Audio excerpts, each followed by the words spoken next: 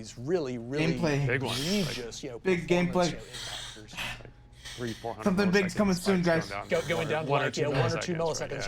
right? Yeah. Oh, it's gonna be so cool. We spend a lot of time Oh my crafting God. to make sure that like these waves are coming at the Oh appropriate yeah, it's gonna be really fucking sick. difficulty for the number of players that are there and all this stuff. And if the spawn queue starts to slow down, that kind of snarls. It just doesn't work. You can't design a great experience. You can design an okay experience, but not a great one. As you know, on Ninetales, I know we played with this quite a bit. We Yes. definitely did on Xenothreat, where it's like, well, we want to bring in 10 This guys at could once have to been in present a an certain amount of email. challenge, but then you gotta like spawn them all simultaneously. Ah, And stop with the we wind fucking up bringing mic them in bump, Tony. One at a time. So we're basically distributing, the spawn load over time. And while it's true that on average the amount of challenge you're going to face will be identical, there is a big difference between 10 ships showing up at once versus 1. And it was the same thing with the number of capital ships was originally larger, and we had to whittle that down. And so as the performance gradually improves, obviously we'll basically start to expand our ambitions in terms of what we're what kind of experiences we're actually putting out there for players. And the existing ones will just improve. Those missions will almost become the mic to keep the audience just awake. by the very I nature see. of that happening. Clever. And that's what when you say like what is the long-term thing, that to me is the biggest thing, because a lot of these events will just be better. You're currently working on a sequel of sorts called Jumptown V2. Can you go into some more detail about what players can expect from that with the initial New events? dynamic of Jumptown. It's actually, Jumptown I'm V2. trying to keep it very, very simple. Jumptown was originally this community event, and I want to keep that vibe as much as possible. I'm Why are trying you to have a still very here? light hand. We committed so to this, what I'm doing Kraken. is I'm basically taking We what woke up at committed, 8 I'm a.m. for going to this, make it so that Kraken. it starts to spawn Kraken, physically you a don't bunch get of it. boxes of Like, a very lucrative there's a big material, twist in this case, that's maize, coming. commodity. You sounded so sure of yourself there. And it's that gonna will rock then- my it'll start to spit fucking that out world. at There's a certain big rate, twist which will coming. entice people And to it's go gonna be. there. Oh, there's big twist coming.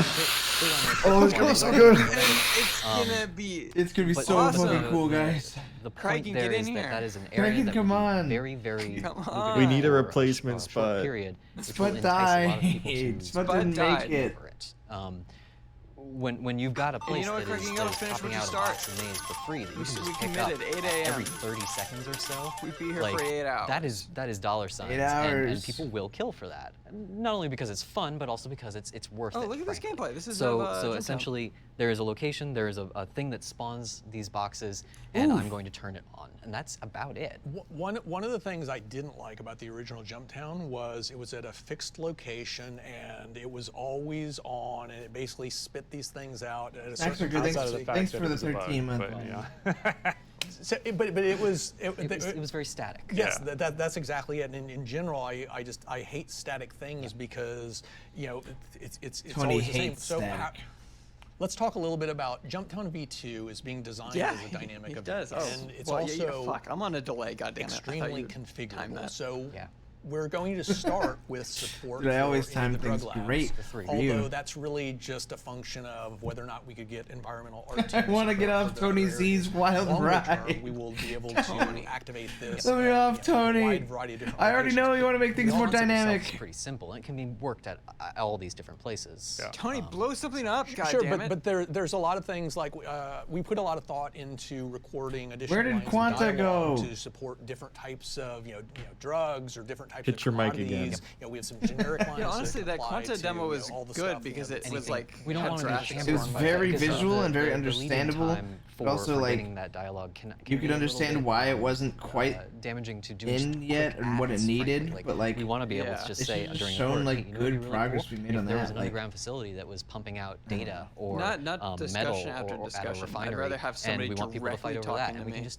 add that. Like, So we've got Vulkan tech dynamism stuff. I didn't understand for it, but I Jumptown could V2 tell- with respect like to somebody else should location. be able We've to decipher got that. dynamism with respect to what exactly 7 is hour going to be stream. coming out. We're Another almost one to that I 8. wanted to support was the quantity. We're almost In other words, there. how long will How this fast, thing how be much? spitting it out? Is it going to spit out 100, 100 SEU of cargo, or 1,000, 100 units of drugs, or 10,000? And this was 100 units of something. Again, drugs? so it's been configured as a I'm dynamic back in. event to where it can have this this information passed into it and then configure itself as appropriate. At runtime. Like that means whoever or whatever. If That's the critical part. So when can I smoke it currently the space is launched by a drugs? person who is literally like That should be a pressing a button priority. on a page. And when they do, they can enter in a bunch of variables, and those will determine where it's happening, what it's spitting out, how long it's going to last, how fast. Yeah, I'll actually talk about that a little bit later. To where right How much now, longer is this panel? all of the events that we've launched so far are triggered, via. When's the next one? It specifies the event, specifies the inputs. And you'll talk about it being. You This is the fool. panel Jumptown bed. This is the Later? panel. Another one of the Later, specific Kraken. design objectives was Later, to as in use you're it leaving as chat and the you're first joining test Discord. case for these systemic triggers, to where we For can the actually have awesome thing that's quantum about to inject happen. this information dynamically. And so, like right now, we're running Just 9 about to tails, happen. and one of the complaints that I've seen Just is, about to fucking hey, He's does still it talking about fire Ninetales, often but when he's enough? done It's with like, I that, he's missed gonna be it, like, and and then it's here's gone. our gameplay And demo so of the one of brand the- new dynamic event we one of the just put in the directions game. Computers we want behind to them. go They're all about to is get having up, some of these events, and they're about like to go to the jump, computer and which be can like, be triggered by Game we're about on. to do a Like, live bam, demo. here's the Where Quanta Redeemer, or here's the Player and Quanta Inferno, basically bam, doing gameplay. Whatever we determine. Maybe it is a certain amount of drugs are being bought, sold, lots of Show me the new drug star map. runners are basically traversing this shipping lane. Whatever kind of conditions we That'd be want to worth it. put, That'd and be then we worth can measure That- both that's on the number quantum one. side, eventually, and then even in the short term, on the players, is like how many players are basically moving drugs back and forth here? How many players are basically dropping commodities off of this location? Players. And if we have a dynamic event compatible with whatever these whatever these conditions are, then we can go ahead and automatically trigger it and inject those customized parameters into it so that it basically more accurately represents what's actually going on in that area. Right now, we're just shortchanging that, but eventually, yeah. drive it. That's actually I like the whole Jumptown concept, but my favorite aspect What is the by other far system is the fact that it's that being Levski got designed added as to? a test case for some of this Nix. up and coming systemic technology on the back end, so that we can start to go, oh, at 3 a.m. conditions were met, and we're going to go ahead and trigger Jumptown. Talking all these dynamic on Lyria. events, man. And we're basically going No to put visuals this to accompany, particular drug man. That means into they it, got and a it's gonna full be demo 679 lined units up. of drug, And we're gonna see it right at the end, and it's gonna be everything they were talking about. That will be how long it lasts. And so all of a sudden you have, it's a transient event, which is You're so sometimes fucking right. we may inject, if we can Holy scale it, shit, Lawman. when these Yeah, conditions are met, baby. we take the total number of, Whoa, that was a big drugs or one. whatever, multiply times 10. So we can basically turn it into something that's going to range for an hour, or a day, or 10 days, or whatever else. But we can Dynamic. add that variable factor to where it's not always Systemic. It's not always on for the entire Player-driven. for the entire lifetime of the release. Gameplay. It's not always 7 days. There's actually going to be Running out. Running out. It's going to depend upon what is really happening within the world, and that's going to cause it to be customized. It's just something that's happening in the game. I mean, it's Submergent. It's natural. Organic. events triggering in the world. You mentioned Like candles, saying, Lawman? like Ninetales wasn't happening enough, and they would log on and they would wait for it to happen. That is not the goal. The goal is I log on and I No? see something What'd you that's say? happening. There should You like always candles? be an event of some kind Yes or that no? you could Like go some and do. candles. Maybe you log on, you want Candles to do are this good. particular thing, I don't but also, necessarily oh man, light that's them. happening right now. Cool, kind of thing. I So- can enjoy it. I'm a candle enjoyer. Both. Xenothreat is The big- obviously yeah. the big. I've always one. enjoyed Then it, but you've got I've what I gotten into call, them recently. The mid-range More so, things, actually like the actively Ninetales seeking them and out. stuff, where you're Been locking going to down Yankee an Candle. entire area, and all of a Yankee sudden we Candle, what's basically we've cordoned off, Oh. a Yeah, region, that was and a we're big- not that was like allowing the you big, to like, candle easily retailer. transport, That is it. I don't know how you haven't heard of Yankee Candles, man. which basically starts I'm knocking prices up, thinking which is why we Bed have all Bath the and Body price Works. alerts and things like that, so that you can actually be enticed by the fact that, oh, this area that's been choked off, Gameplay. they really Yeah, need ah, copper. They're willing to pay this. Don't you want to buy that rare Gameplay. copper? Oh, it's so That good. actually Whoa. does to, Oh my God. what you were saying earlier We've never in seen terms this of before. allowing some of the It's player just ships dogfighting. or some of the NPCs that are going to interdict you to actually be more effective at it as we start to expand those quantum interdiction zones, to a larger size. It all interconnects. Yeah, and it can be influenced by players. Interconnected. Or the Quantum back-end interdiction. situation, right? It's something that will Interconnected, be able to balance, we'll be able to dynamic, analytics systemic, from the back end. quantum It's gameplay. It's measurable, and it'll be something Divergent. to tune over time.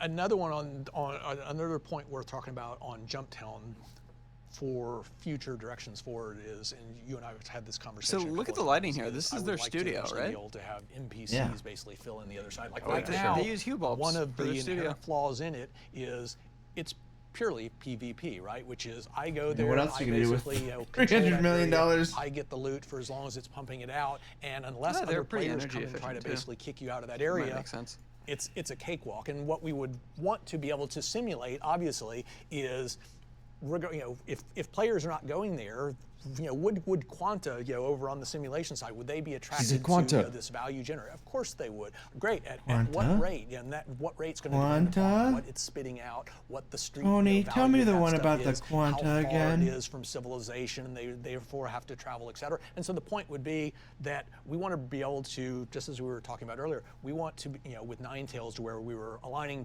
players on either side, and saying we'll use NPCs to basically, to balance it however we want. In this case, if there are 0 players on the attacking side trying to take it over, well, we're going to have to fill those ranks with NPCs. That being said, one of the things that is called out very often as being an exciting portion of Jumptown, the original, was going there and not knowing if you were going to find resistance. That can kind of keep you on the edge of your seat. Has the guy that writes said anything in a fucking hour? 100%, but you don't need that Matt Mercer, uncertainty. stop thinking about D&D, Matt. Need to only come as a result of whether or not players are willing to do it. We can have uncertainty on the NPC side and say maybe we will, maybe we won't. Basically, he rolled lowest on the maybe initiative. They'll come in a straggler, one guy at a time. Maybe they'll come in a big coordinated group of 12 NPCs, all in heavy armor, armed to the tooth. And, he mumbled something to you'll himself. You'll basically be doing your absolute best to hold that, calling your friends, et cetera, et cetera. The point is, right now, unless we have the ability to basically set those scenarios up, then some players on some servers will never get that cool experience of a whole burst of guys, arriving at one shot. Or Moldy Hardtack, this is 6 months research. Is Bed making a cinematic version of this? I've already got 20 players on this side. Maybe I don't need to throw. You ready for the story-driven Bed Bananas cinematic gameplay of this? Fire, frankly. Or maybe you want to throw, Players were very creative in the first one. Yeah, and that's honestly what I'm really looking forward to is what just is jabbing in with little the tools little that jeers, have little sandbox at this point. jokes. It's such a simple event. I really am looking forward to seeing how they handle it. You can come in a land vehicle, and you can set up a tank or a ballista and just looking forward to. That's a closing word. Defend they only that say area, that when it's turn it close into to a ending. fortress. You can have dogfights in the air over it. You can. If you're stupid and you leave your ship turned off with its shields off, someone's gonna blow that up. You and I talked in the early stages of Ninetales about the fact that it's a drug lab. Why is it basically spitting these things out? And the idea would be, well, they've produced. You could be a stupid idiot and turn your ship off, you big dumb fucking moron. Big dumb piece of shit. Who in chat? Who in chat's doing that? Originally had I've done that. Drug lab. It'd be whatever criminal. This is why they aren't giving us content, because you chat. People in chat, you aren't ready for it. So you could see, you still can't even turn on your. You can't even turn on your fucking shields when you leave your ship, you morons. And the players, it could be a 3-way. The players could team up, with each other to basically hold them off and then split the goods, et cetera, et cetera. So the real point to my mind is it just comes back to is configurability, which is I want to be able to vary the location, vary the the type of material, vary the quantity of that material and the frequency with which it's produced. I want to be able to vary the challenges you'll face trying to basically hold it, and all of a sudden that starts to become representative of what we're trying to do with all these different dynamic events, which is we want to make templates that we can. I always call it object-oriented content creation. It's such a common concept over on the coding side. You don't really see much focus over on the content creation to basically. That's what you always call it, Tony. All of these rules and I always call it object-oriented, place so that directional-based wavelength, nice modular copper wire and carbon fiber, and easily tunneling. link them to other pieces, so that you're not reinventing the wheel every time you're doing this. Like a good, good example is the spawn clauses.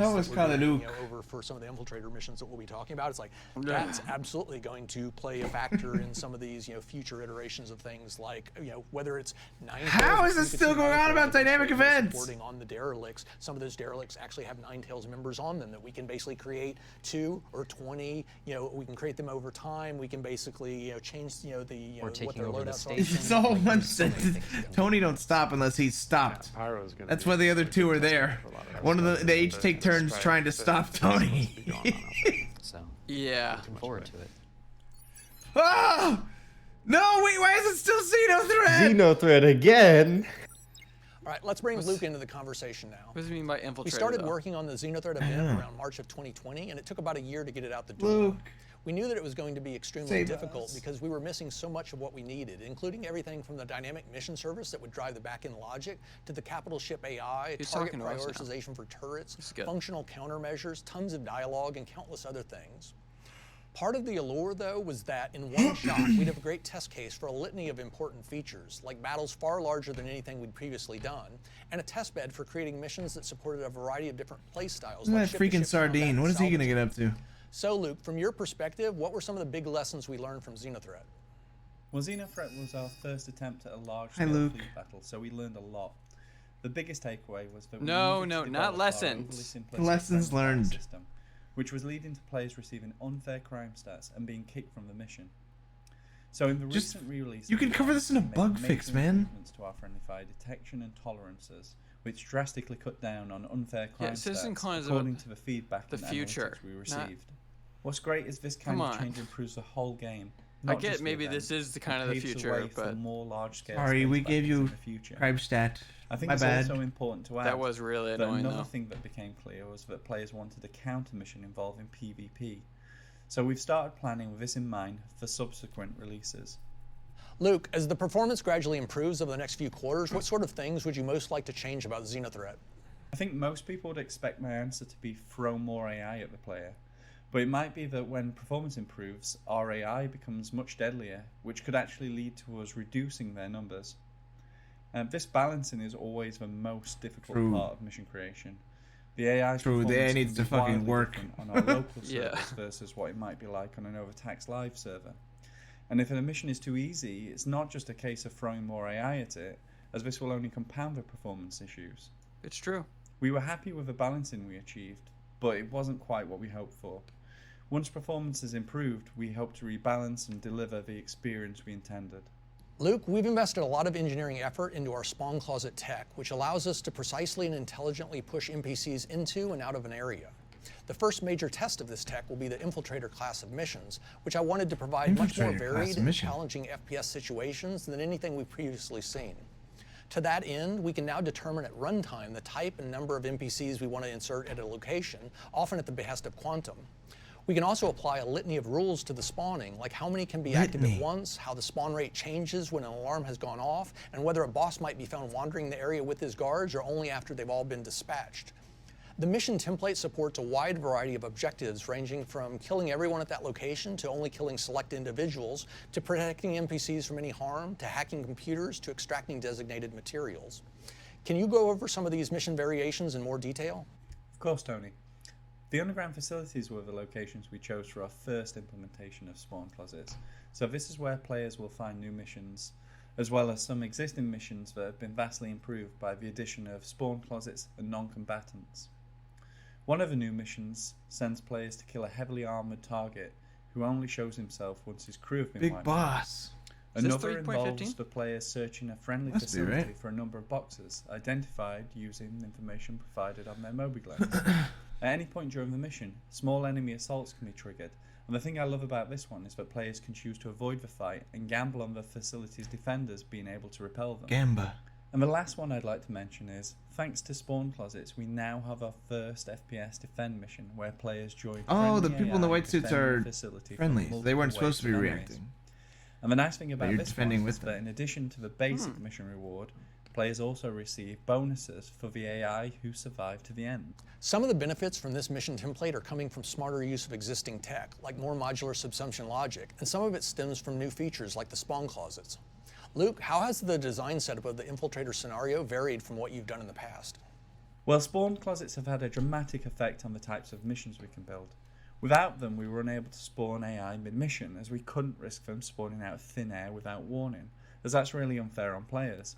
Yeah! Thanks to spawn closets, we can now spawn reinforcement waves and spring ambushes Yes! anytime we want, with players able More to recognise where AI is likely enemies! to reinforce from.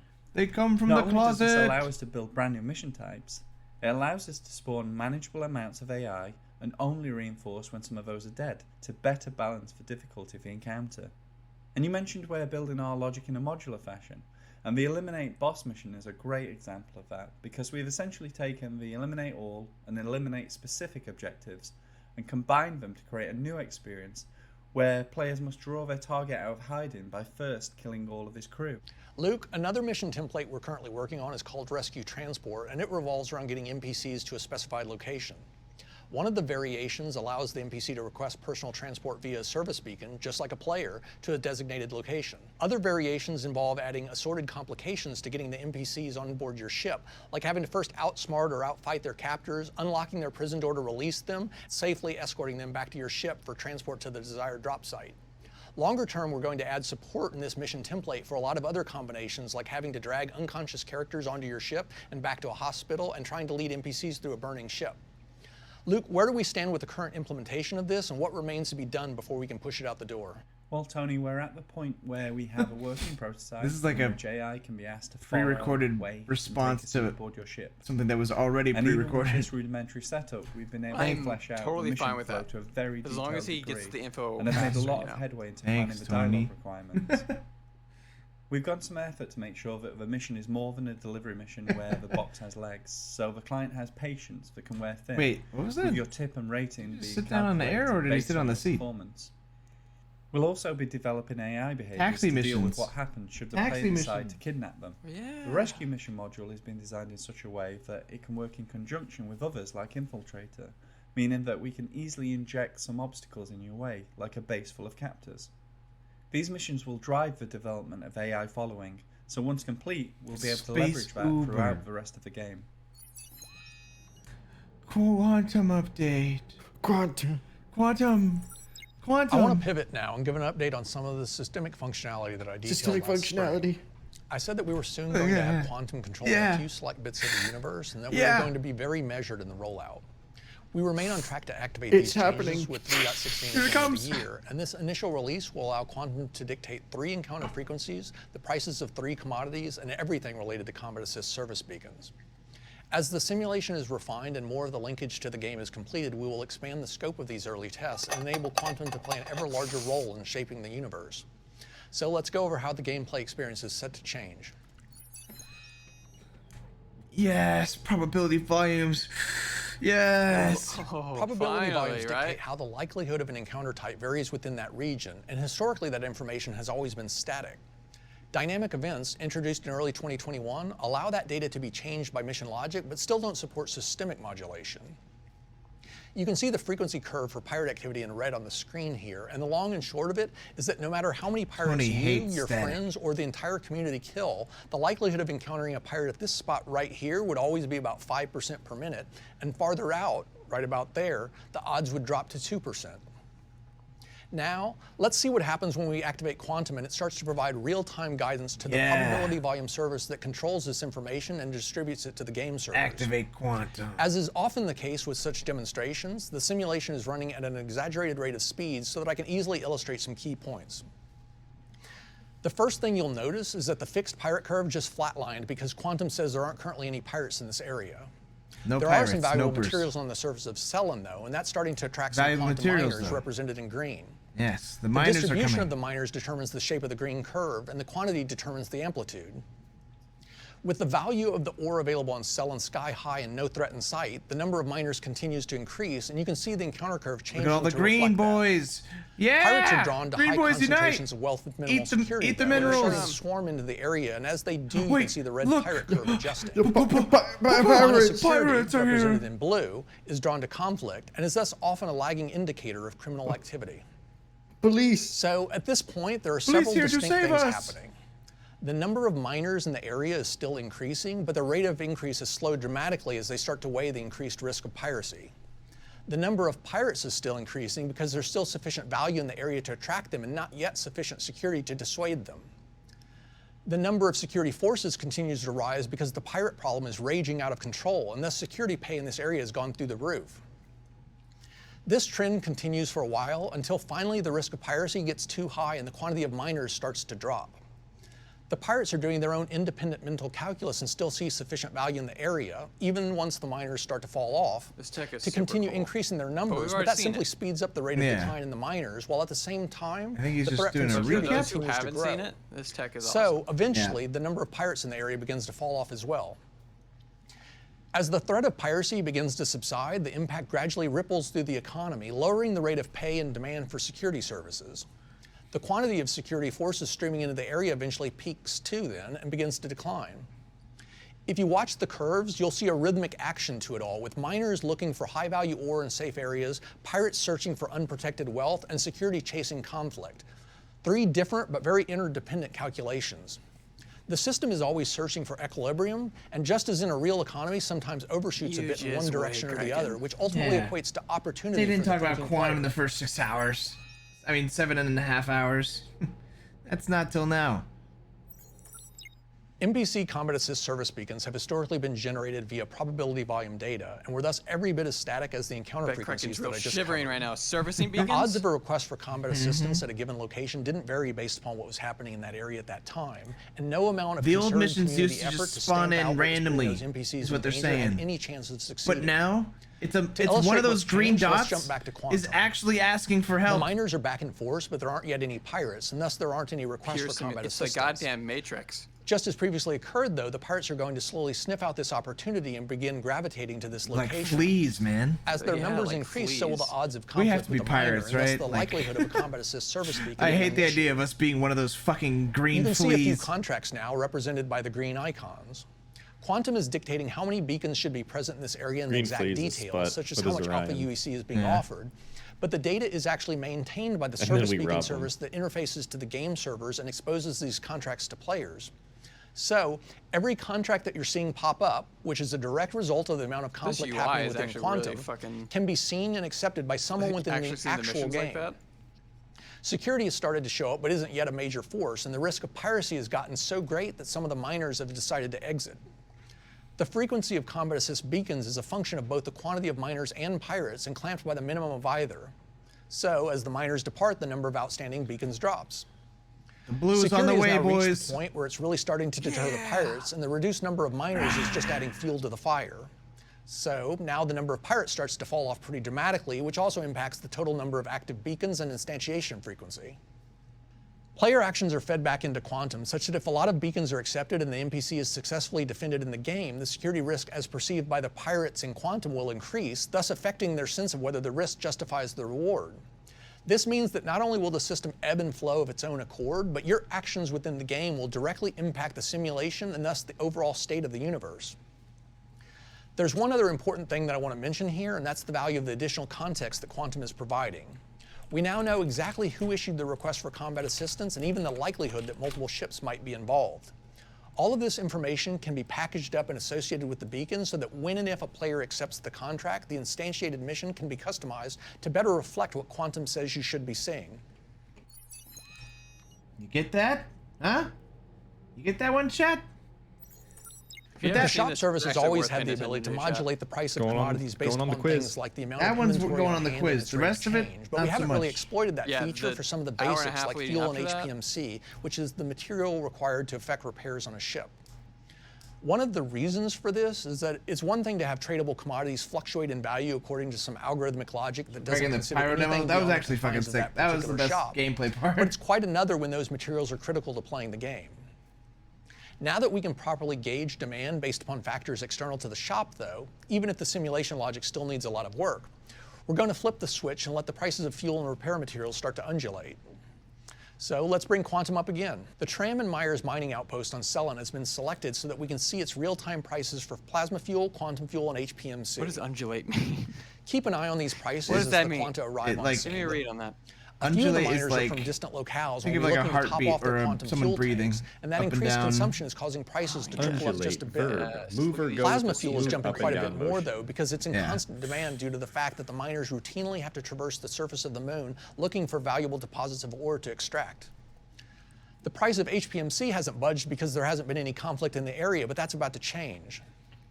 The pirates have started to arrive and attack the miners, and that means that there are going to be some damaged ships. Look at the price, it's dynamic! And the price will continue to rise as the amount of conflict grows. You know what I see right there? I Pirates see require money. fuel too, and most of their need revolves around the plasma they'll use to engage ships in close proximity, so it's starting to get fairly expensive.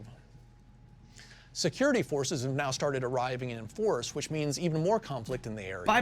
Look at the graphs. graphs. The price of HPMC Look at the is finally freaking starting to graphs. take off. Oh, yeah. Security forces burn a lot of plasma fuel hunting for pirates, and this is proving to be Actually, more we're at the demand sell right now, I think. It's starting to flat out. Get ready to short it. Get ready to sell, get ready to sell. Skyrocketing prices until either the demand abates or the economy rebalances to ensure a more regular supply of fuel to this area. Wait, the security is starting to kick. That was the sell moment. They cut right at the sell moment. Sell. You gotta sell. You gotta sell right That was now. when you short it. Up until now, all of our dynamic events have been manually triggered by someone loading up Quasar, selecting an event, specifying input variables, and activating it.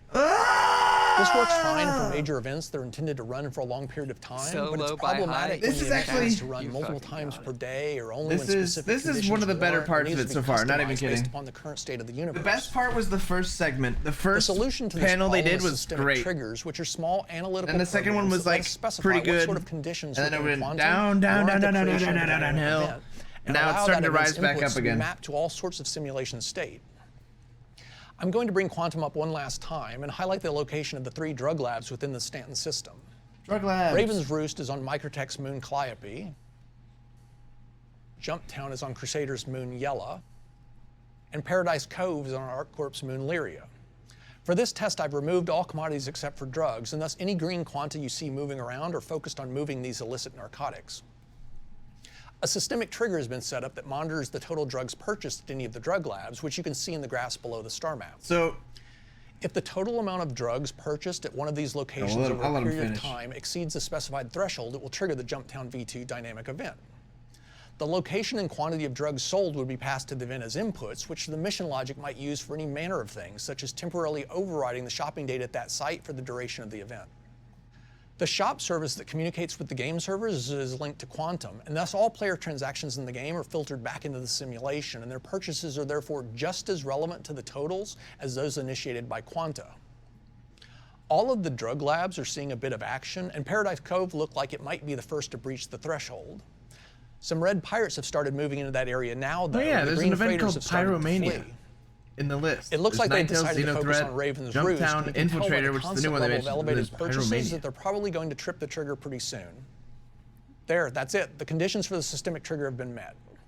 You can see that Jumptown V2 has now been added to Quasar's active dynamic events list at the top right, and below that you can see the input parameters that it was sent, which include the So what they're Raven's Roost saying location is, and a numeric value of based off 916 of what for the total the purchased drugs simulated variable, universe which the actual AI are Jumptown V2 doing, logic which is uses all to those configure how dots, many free units of drugs who the all have their location will own use over the personality lifetime of the event. probabilities. The ultimate purpose of systemic triggers, then, Eventually, is to allow us to something easily and could programmatically happen. dictate when and exactly how handcrafted custom content will Custom be layered onto the content will be background layered on. tapestry There you driven go. by He's quantum saying it systemic himself. Logic. There you go. As our library of dynamic events grows and the sophistication of the simulation evolves, you'll eventually find that it's difficult to tell where one system ends and another begins, and the whole experience will just feel more engaging and unique than what either technology could deliver by itself. Yeah. That's it for our show today. I hope that you now have a better sense of over. some of the things we're aiming to accomplish over the next All year, over. and that you're as excited made as it. we are Oh, about wait. the potential of these new There's features and technologies to really 30 transform the minutes gameplay left. experience. Right? Until next time. Or is it over? There's a secret hour at the end, though, Lawman. Oh no, it's just over. Page news time. I can't wait. Welcome, Buck. Hey, Buck made it. Yep, Buck. Something big's about to happen.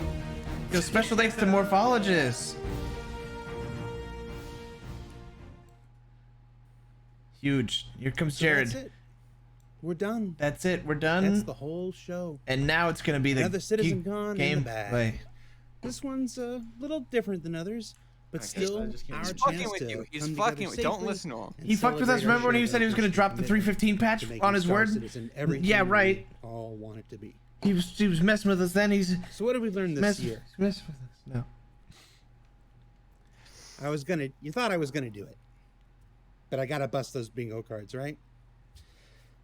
If I had to guess what we learned that I'm just the lucky one that gets to sit here in front of the work of dozens of others putting today together, themselves in front of the work of hundreds more who dedicate their efforts day in and day out to making the biggest and bestest damn space game ever. It's my honor that, and that of the team that here to represent their work every week, every month, and every year. For CitizenCon 2951, I'm Jared Huckabee. Until next year, have fun and enjoy this gameplay presentation. Tell those you love that you love them. I love you, John. And now here's Chris Roberts to take us home. Well, I hope all of you with a gameplay enjoyed everything you saw today. We're very proud of what we've achieved so far, what we're working on, what we're doing in the future, and it was great to be able to get in depth and show and discuss a lot of that today with you guys. And I just wanted to tell each and every one of you how much we appreciate all of you, your support, dedication, the hours they just keep doing it Chris for Roberts no here. reason. You know, I really appreciate you. Just wanted to get real zoomed in and tell you that. And all the frustrating things that you can get when it's an alpha, as we're striving to make the best game, or well, I think the best universe simulation you possibly can make now. That's kind of where we're going. From myself and the team at CIG, we're incredibly lucky to be in this position because I think no one else here's a gameplay video to send us off. The luxury that have a good night. To really sort of dream for the stars. And Here it comes. Here it comes. It's been a longer journey than I imagined. The game we're building is far more complicated, far bigger, far more possibilities. I'm out. I'm all out. Than I conceived I would ever get to do. But it's because of your guys' support, and everyone at CIG feels the same. I don't want to they get to work on lay their sweet message at the end here. You know, they all fucking work hard. Oh, you can't do that. We've got to make it for this quarter. It's got to come out, and the investors need their profits this year. It's like, no, we want the best game possible. That's all we at CIG care about, and that's all you guys care about. And so to be in that position is because of you guys, and I really, myself and everyone at CIG appreciates that. So thank you all very much, and I'm really looking forward to doing this in person for you guys next year, as opposed to digitally, and hopefully all things, fingers crossed, we'll get on the other side of this pandemic, and we'll be able to do that. So for me and everyone at CIG, thank you so much for watching. And enjoy the...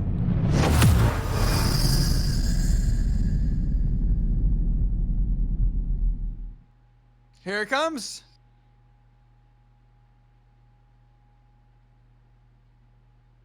Here it comes.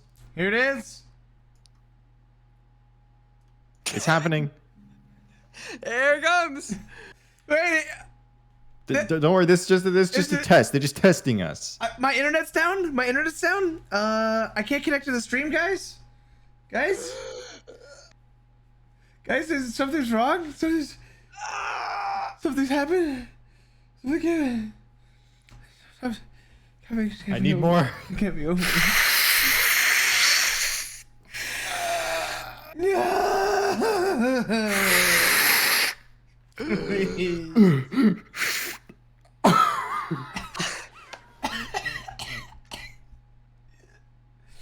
Guys, there was supposed to be more. You guys want to loop the original gameplay? You want to just loop that over and over? Yeah, show us the first gameplay demo. Pretend like we're seeing it for the first time again.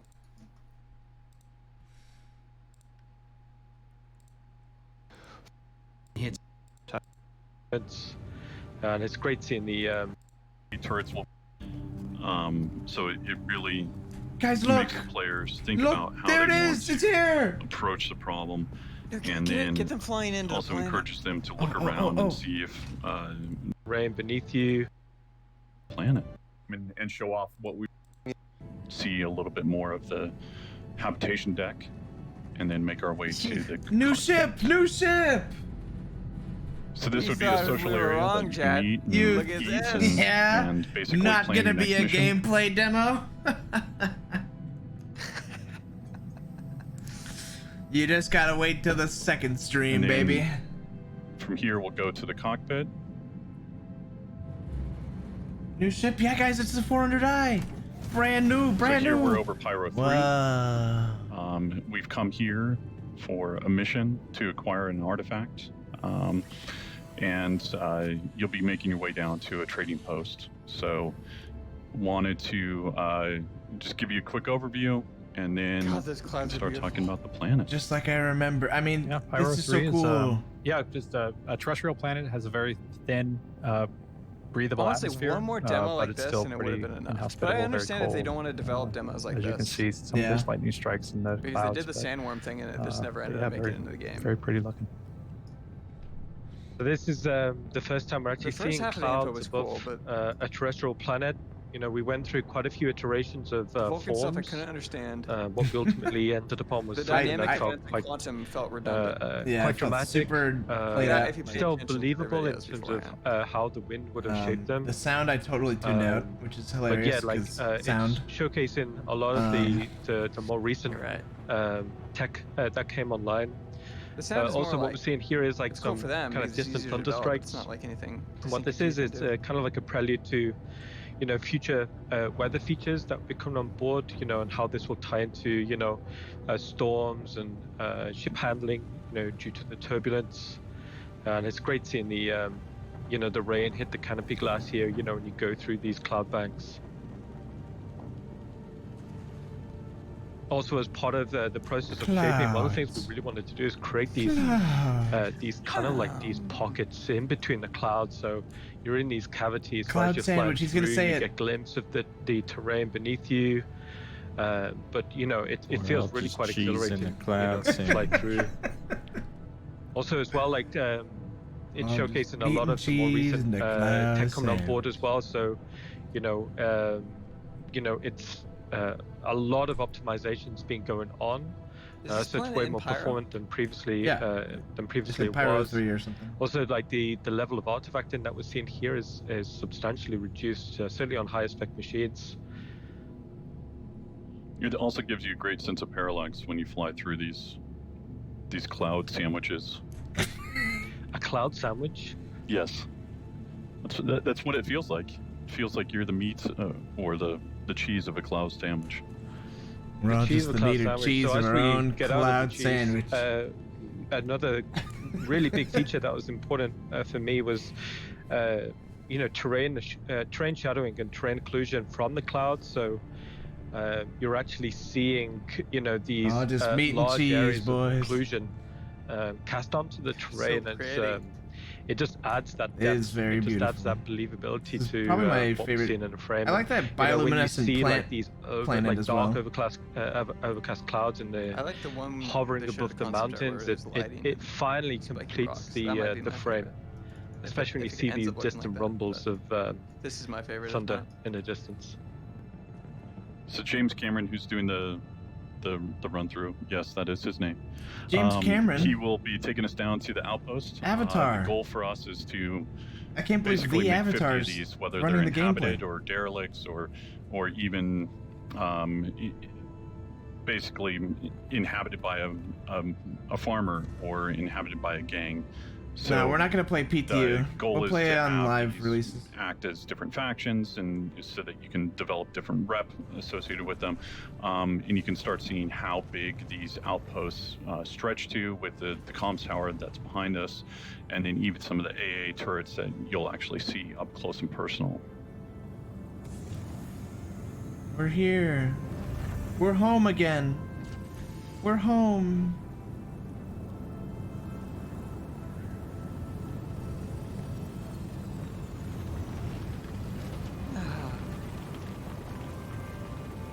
Let me watch this landing again. Yeah, just... That was you know, a really good approach from James there. He had it, Good and then he last- rushed good it. solid Yeah, 3 he out of rushed it at 10. the end. 3 out of 10. Jeez. 3 out of 10. I thought it Ian's was a a tough pretty grader. delicate landing. So Yeah, that's I go suspension. 6 at least. No one's ever got a 6. Gotta watch me land, man. Can I go now? No, So here you we'll have to go review down to this the for the technical fucking deck. exam! This will be on the test. Show off the cargo area as well as the climate-controlled component areas. And then that's onto what the those gravity are. generator. Those are climate-controlled component stairway areas. up. I was wondering what those were. May I please be excused? No, Kraken, we're watching this for you. You can't leave. Only you are forced to stay. Everyone else can go home.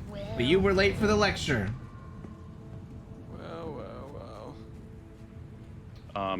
So you'll be able to learn more about the ship in one of the later panels that we have with Ben, Paul, and John. Can't believe I think the team did a great job on this. for all this time. It's finally. I think this is one of my favorite skins. Yeah. Yeah, they did a new skin, just something that felt a lot more, suitable for Pyro. But you can see how it, feels particularly worn and weathered, to fit into these climates. And Yo, what we're seeing let us here know is when you get out of those here, boots man. on the ground, We're gonna go on play Pyro. volleyball with the girls. I think it looks great, All the especially in hot contrast to what sorority we see here girls. is like actual AI on the train, walking about. And we're going about gonna their play business. songs on our jukebox on the beach, and it'll be beer. It is. Well, you can enjoy the lecture, man. And radio comms towers and all these other elements that we want to make sure that are interactive for the player and allows them to go and explore or use to their advantage. We want them to be able to interact with these different items. Here you can see various outpost modules, to the right there we've got the garage unit. You can see the infrastructure on the roof. But this large, beautiful, archway here kind of signifies, the main entrance, the primary entrance to the main social module. I think the air look great, fits in with the art style beautifully. The team did a great job on this. And then we've seen the concept art previously in the day, and then here you can see it translated in game, and I think it absolutely looks fantastic. What are those plates? The radial forms, is quite quite special to this art style, and you can see how that complements these archways same conversation that we went through the first time we other watched areas of the outpost. I will now start referring to my living room as the with main AI, social we wanna make module. sure that it's living, it's breathing. If you look back a little bit, there was a chef actually cooking. When this is all there's stuff security that we guards can here do, to make sure that they're every one of those guards actually standing protecting around, their that'll be investments, chat members protecting that we pay 10 their home, credits a day to stand there. Hell yeah, from strangers. chat. And then, but you You have good excited rep to with stand them, around and guard our stuff while we're off doing so they allow you adventures? to kind of enter into certain areas that the other players wouldn't be able to enter into. We also got a quick shot at the loadout that James is playing. So it's a female loadout, Guard but it's also RP. showing the backpack. Wait, that was a loot box down there. Which is new. Streamer, you're missing the loot box. It's back there. Also the some of the new hair as well, which is rendering much nicer. Streamer, hey. So here the player will make Streamer, their way you're missing the out to loot. the training post. Box Go missed, see the left. dealer, acquire the artifacts. Back there. And for the trading post, There's a we delay, wanted to get Lawman. all of the What? junk on the outside. Back as there. Well. No, so go the get player it. can see You as passed they're it. approaching. It's right there. We It's wanted, right there. as many tops Streamer as we could, and you can blind. see it's You're using so the blind. You're shader, so blind. These are reacting to the What are you, planetary stupid? winds. The It's same, right there. The same force Oh that my God, no, not the there. tall Go grass back. And the moss on the ground is reacting to as well. On left. Other thing with the trading post is, like Ian spoke about before. You the literally inventory looked and at it. Yeah, that's a good one. what That's a people classic actually one. sell here You looked will at it at vary one point. depending on where they're at Thanks. in the solar system. Are they close to a jump point where they might be coming down and using this as a chop shop, or are they in a very rural area that's they care more about the frontier lifestyle and being able to survive versus money? Who lives on this planet? We passed the kitchen as well on the way back there. That's the local diner. We're gonna live on this this planet or a different one. This is our I home. This is love our house. this planet. Tough crowd. Also, so in the inside as well. Rank we wanted 7,000 this, streamer? kaleidoscope I'm ranked of 2,900, chat. colours All and right, shapes. how about you back off? Like it's just literally the Wait, here it dealer's comes. display. I'm top Here it 3K. comes. Wares, everything Copium! outside in Wait the for open here.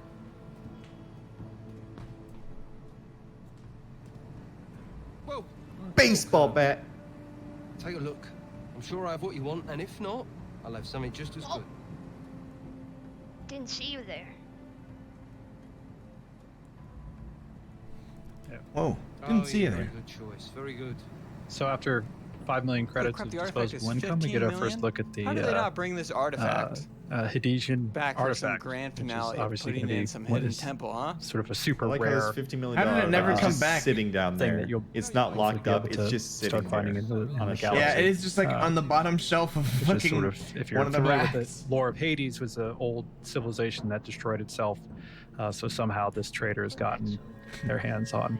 Somehow this guy from fucking artifact. bumblefuck nowhere has his hands on a $15 million rare Hadesian So here we're showing ancient one way of artifact. actually playing through this area.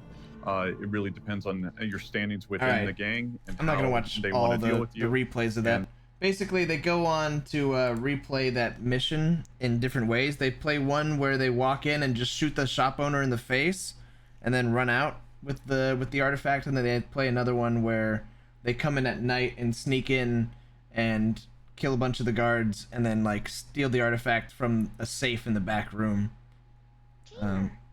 Which is pretty cool that there's like 3 variations of it. It's actually really cool that you can just fucking kill them. Yeah. Instead of like not being able to bring out your weapon at all. Agree. All right. Well. 8 hours. Are you gonna be gaming? I don't know if I have one. I'm gonna go take a break. Okay. Yeah, Get some food.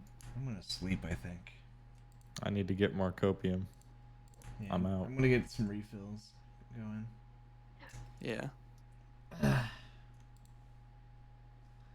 All right. Was this a good reason to wake up early? You know? The first, like 1/3 was. Yeah. It started great. So We no. just got The answer's all the no. planet stuff. Wish I watched And then this like later. the first half of the ship stuff. What time is it? Over there. I'm glad we committed. 3:45. Though, you know? Did It is we? a memory Did to we commit? Yes. Did we commit? What do you call 8 hours of watching that? Did we commit? You and me and percussion. Where's Sput? Sorta. Percussion sorta. Sput not so much. And you know what? So Maybe we that's the didn't great commit. we Yeah, take out of this. you can dock an hour off me, but I think, but hey, I didn't just bail out of here like Spud, dude, who's probably You sleeping had a right reason, now. You had a reason, and when the reason was done, you came right back like you're supposed to. Hey, Sput. in time for the Star Nerd thing. When's that starting? Oh, come on. Yeah, you're Hey, too cool for it? brother. You think you could just walk on in here and start getting into space talk? They got that new expansion coming out, right? Yeah. It came out. 3.15 drops today. I mean, they added Twitch integration. Okay, guys, like Sticking the dagger deeper into Lawman's heart. I don't mean to say, you know, I don't try to be a gatekeeper for games, all right? But if you don't know why the parallel subsurface rendering was added, well, like, what are you doing? Like, why are you here? If you don't understand why the sound goes from purple to yellow, Yeah, when get the out of items here. drop, it has to go from the overlapping fucking parameters have to change from purple to yellow. Kraken, do you even understand that, dude? Like, you shouldn't be playing this game, bro. Not until you get that. Quanta, my ears perked up and then perked back down within like 10 seconds. Nothing else. Why though? Why? From somebody new. Because it sounded like Quanta was a big new thing that was like the name of a big update or like, you know, a big new reveal or feature or something. But then they were just using it like other jargon, and I was confused if it was just a word I didn't know. It is really cool tech, but they've already done videos explaining it. Yeah, so they did kind of just a worse job explaining what it is, and then tried to cram in also the first iteration of it is being implemented. Basically, that was the reveal they were saying, which means that stuff will be simulated in the universe, and missions won't be just created for no reason. The missions will be created because there is actually ore on this planet, and people are getting it. But around that planet where there's ore, the miners are being attacked by pirates who don't want to do the mining. They just want to steal the goods and make money.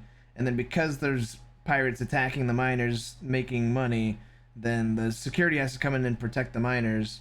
and then there's the whole like, systemic gameplay loop from that, and then that can trigger the dynamic events that they were also talking about. Is all they were saying. Hey, I get it now. Thanks. You got it. Can you repeat You should be on as like the translator. I should just like, shorten that hour and a half they talked about it down to that. Summarize the whole 8 hours of stream, because I couldn't make it. Just imagine like a little That was only Lawman in the one bottom panel. right corner. Like, yeah. So basically, what these nerds are talking about, there's a quest, I have but like it didn't a pop remote. up. I have a remote. I just Unwritten. pause them. It's like when he was translating what the audio engineers were saying. And True, it turns I out they did- were just really horny for each other. True. I had to decipher what the audio. They were making hard eye contact, Kraken. You should have seen this cute date the audio engineers were on. Oh yeah. It was really cute. Well, it was sound designer and audio engineer. So the audio engineer had an interesting dynamic in which he created this tool to make the sound designer's life easier. And he was describing to him what he had created. And he's like, "I'm so proud of you." Basically. Yeah, I mean, sound designer was like, thanks. Thanks, man. Thanks.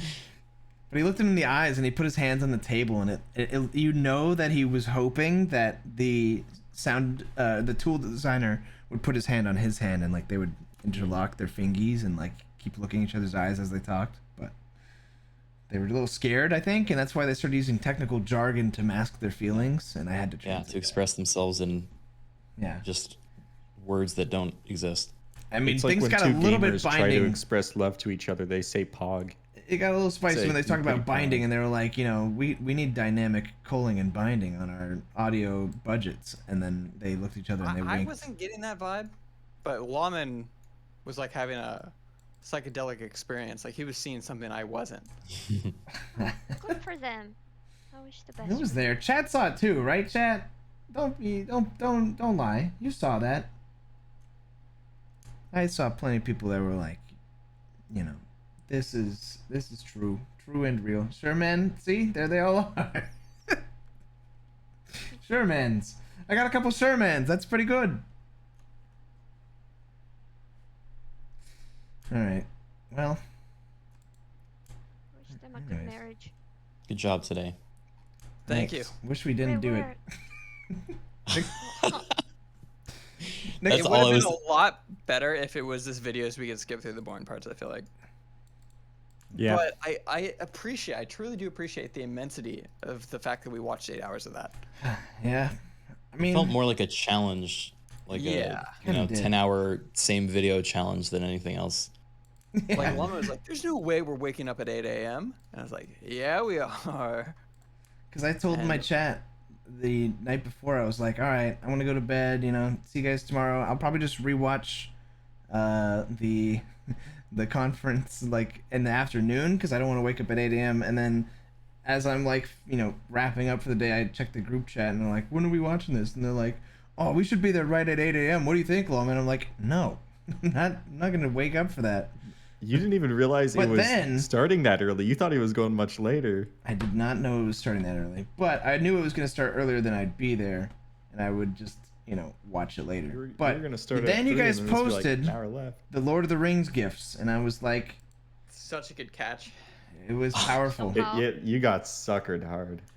Bed posted the, you have my sword, Sput posted, and you have my bow, and they both looked at me and pause champed and said, do the thing. And then And- Spud So took his strange. bow back. And my Scott axe. leaves 4 hours into the stream. And then Legolas leaves and doesn't fucking help the hobbits, I guess. Well, that happened in the movies too. He was like, "I have to go," and then he get left for a while. And why do you think? Gotta go, I'm tired. Frodo's at the end. He doesn't even say Legolas' name because he hated that fucking guy. Yeah. True. He just looks at him and goes, he's here. Yep, him too. Yikes. All right, well, and then the two Witch Kings appear. Yeah, that was crazy. Those books. Strange seeing you in the afternoon, to be honest. I mean, this is the time I'd be around. I mean, The 8 a.m. was hours but- ago. Yeah, I guess. Oh, your afternoon. My early. I see. All right, I'm gonna go get food. I'm sleeping. Bye. Bye. Bye, everybody. Bye-bye. Goodbye, chat. Hope you enjoyed just hanging out with us and enjoying the ride as we went along. In case anyone missed it, you know, I can help you out. I can fill you in on exactly what the whole conference was about right here, okay? Here at Rockwell Automation's world headquarters, research has been proceeding to develop a line of automation products that establishes new standards for quality, technological leadership, and operating excellence. With customer success as our primary focus, work has been proceeding on the crudely conceived idea of an instrument that would not only provide inverse reactive current for use in unilateral phase detractors, but would also be capable of automatically synchronizing cardinal gram meters. Such an instrument comprised of Dodge gears and bearings, Reliant electric motors, Allen Bradley controls, and all monitored by Rockwell software is Rockwell Automation's retroencabulator. Now basically, the only new principle involved is that instead of power being generated by the relative motion of conductors and fluxes, it's produced by the modial interaction of magnetoreluctance and capacitive diractance. The original machine had a base plate of prefamulated amulite surmounted by a malleable logarithmic casing in such a way that the two spurving bearings were in a direct line with a panometric fam. The lineup consisted simply of 6 hydrocoptic Marsal vanes, so fitted to the ambifacient lunar wane shaft that side fumbling was effectively prevented. The main winding was of the normal Lotus-O deltoid type placed in panendermic semi-boloid slots of the stator. Every 7th conductor being connected by a non-reversible Tremi pipe to the differential girdle spring on the up end of the gram meters. Yeah. Moreover, whenever fluorescent score motion is required, it may also be employed in conjunction with a drawn reciprocation dingle arm to reduce sinusoidal depleneration. Yeah. The retroencabulator has now reached a high level of development, and it's being successfully used in the operation of Milford trunnions. It's available soon wherever Rockwell Automation products are sold. Yep. Yep. Okay. Yep. All right. Gotta be careful of sinusoidal deprivation. All right. Basically, that is the stream. It's been 8 hours. That's probably just gonna be all I stream today. But I'll see you guys. I think I'll take Sunday off. So I'll see you guys Monday, I reckon. Probably for some Aliens Fire Teams if I get some gamers for it. Good night. Wait, it's literally 4 p.m. Bye. Happy afternoon. Enjoy the rest of your day. I'll see you later. Keep it cool. And, yeah. Peace out.